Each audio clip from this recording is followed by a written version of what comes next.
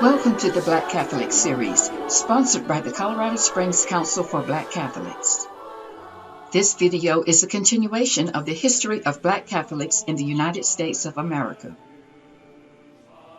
On November 7, 1909, the Knights of Peter Claver was founded in Mobile, Alabama, by priests of the St. Joseph's Society of the Sacred Heart, also known as the Josephites, as a parallel to the Knights of Columbus. The organization was incorporated on July 12, 1911. The Ladies' Auxiliary was authorized in their constitution adopted in Opelousas, Louisiana in August 1922. The goals of the Knights of Peter Claver include participating in various parish and community activities, promoting civic improvements and social justice, and awarding scholarships and supporting education. Led by Thomas Wyatt Turner, the Committee for the Advancement of Colored Catholics formed during World War I to care for Black Catholic servicemen. After the war, the group broadened its focus with the purpose of collecting data concerning colored Catholics, the promotion of their welfare, and the propagation of the faith among colored people. In 1916, the Georgia State Legislature introduced a bill prohibiting whites from teaching blacks. Although the bill eventually failed, a community of Black sisters was formed to teach the Black students. With very little support in Georgia, the sisters relocated the Mother House to Harlem in 1922, where it remains today. In 1929, they affiliated with the Franciscan Third Order, becoming the Franciscan Handmaids of the Most Pure Heart of Mary. Their ministries have spread elsewhere in the United States. The Society of the Divine Word in Greenville, Mississippi, established St. Augustine Seminary for Black Catholic men in 1920. Some American bishops remained unconvinced of the need for or the merit of a Black priesthood. The seminary moved to Bay St. Louis, Mississippi in 1923. The first ordinations were in 1934. In 1958, for the first time, American bishops denounced racial prejudice as immoral. Many Catholic clergy and women religious joined the march in Selma, Alabama in 1965, marking the church's movement into the civil rights struggle for racial equality. Prior to the meeting of the Catholic Clergy Conference on the Interracial Apostolate in 1968, all U.S. Black Catholic clergy were invited to a special caucus. More than 60 Black clergy gathered to discuss the racial crisis and decided to form a permanent organization, the National Black Catholic Clergy Caucus. The membership, composed of Black Catholic ordained clergy, religious brothers and seminarians, is committed to taking care of the spiritual needs of their African American brothers and sisters. It is a vehicle to bring the contributions of the Black community to fruition within the Catholic Church. The first 5 National Black Catholic Congresses took place in the 1800s. In 1985, the National Black Catholic Congress was reestablished as a coalition of Black Catholic organizations. In 1987, the organization renewed the tradition of gathering Black Catholics from across the country. The first renewed Congress, Congress 6, was held in May 1987 in Washington, D.C. A Congress convenes every 5 years. The most recent one, Congress 12, was held in Orlando, Florida in July 2017. The National Black Catholic Clergy Caucus of the United States voted on July 24, 1990, to establish November as Black Catholic History Month, and the first celebration of Black Catholic History Month began the same year.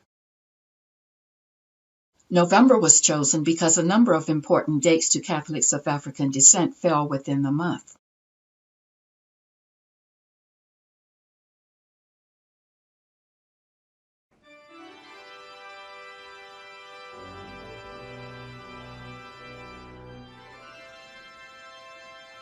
As of 2017, the Black population in the United States was estimated to be just over 36 million people, or 13% of the total U.S. population. There were 3 million African American Catholics in the United States. About 76% of African American Catholics were in diverse or shared parishes, and 24% were in predominantly African American parishes. Father Cyprian Davis joined the Catholic Church as a teenager and was ordained into the priesthood in 1956. He belonged to the American Catholic Historical Association and the Society of American Archivists. He was also a co-founder of the National Black Catholic Clergy Caucus and served as the organization's archivist. He authored several books, including The History of Black Catholics in the United States. Dr. Cecilia A. Moore has a doctorate in American Religious History.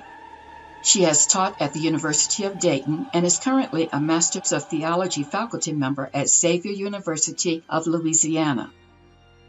Her area of specialization is U.S. Catholic history. In addition to publishing in numerous scholarly and popular journals, she co-edited Songs of Our Hearts and Meditations of Our Souls, Prayer for Black Catholics, that was published in 2006.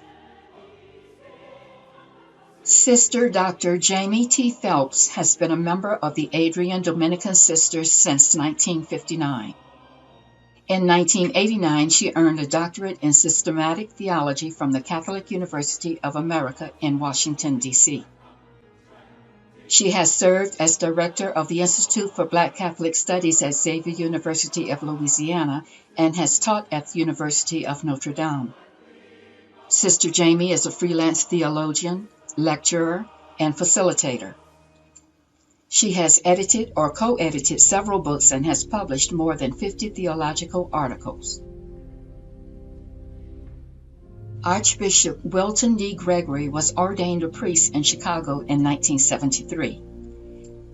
3 years later, he began graduate studies at the Pontifical Liturgical Institute in Rome, from which he earned his doctorate in sacred liturgy in 1980. Archbishop Gregory has also been awarded 9 honorary doctoral degrees. In 2006, Archbishop Gregory was inducted into the Martin Luther King Board of Preachers at Morehouse College in Atlanta, Georgia. He was appointed 7th Archbishop of the Archdiocese of Washington, D.C. in April 2019 by Pope Francis and installed to the position in May 2019. Archbishop Gregory is the first African American to lead the Archdiocese of Washington, D.C. Black Catholicism has historically been strong in some regions and parishes in the United States, such as the states of Louisiana, Maryland, Florida, and California, and the cities of Chicago, Philadelphia, and Washington, D.C. However, we also see a dwindling of active Black Catholics in some of those very areas. Parishes are being combined, and many Blacks still struggle with their identity and their place in the Catholic Church. For example, controversy surrounds the type of music in predominantly Black Catholic churches, creating tension in the overall Catholic community. This cannot continue. As Pope St. John Paul II remarked in 1987, the Church must be a home for all persons, regardless of culture or race. Let's pray that the rich history of Black Catholics in the United States continues to evolve. Let's build, enlighten, serve, educate, evangelize, and network. Let's be seen. Thank you for watching, and we hope you have enjoyed this presentation about the history of Black Catholics in America. For additional information about the Colorado Springs Council for Black Catholics, please refer to our website, Facebook, or email.